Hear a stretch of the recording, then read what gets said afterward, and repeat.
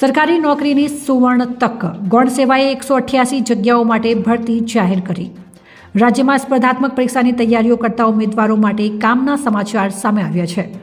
અરજી કરવાની છેલ્લી તારીખ નવા વર્ષ પહેલા જ દિવસે ગૌણ સેવા પસંદગી મંડળ દ્વારા 188 ખાલી જગ્યાઓની ભરતીની જાહેરાત કરવામાં આવી છે. 16 જાન્યુઆરી સુધી ફોર્મ ભરી શકાશે.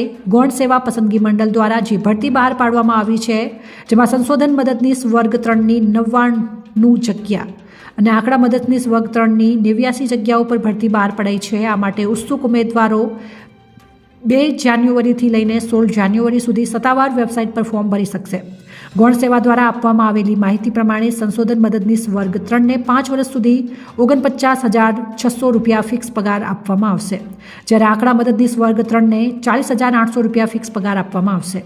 વય મર્યાદા અને લાયકાત. અરજી કરનાર ઉમેદવારની 16 જાન્યુઆરી 2024ના રોજ ઉંમર 18 વર્ષથી ઓછી નહીં અને 37 વર્ષથી વધુ ન હોવી જોઈએ.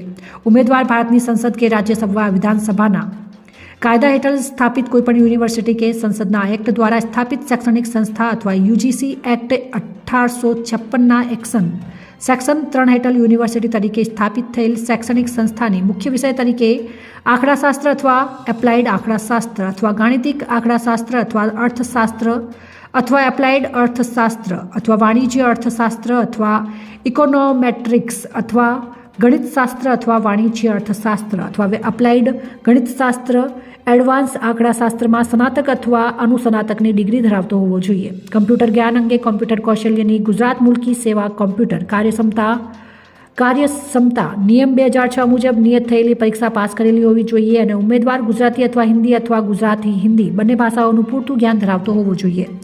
વખતો સુધારા કર્યા પ્રમાણે ગુજરાત મુલકી સેવા વર્ગીકરણ અને ભરતી સામાન્ય નિયમો 1967ની જોગવાઈ અનુસાર અગાઉથી ગુજરાત સરકારની સેવામાં હોય તેવી વ્યક્તિઓની તરફેણમાં ઉપલી વય મર્યાદા હળવી કરી શકાશે.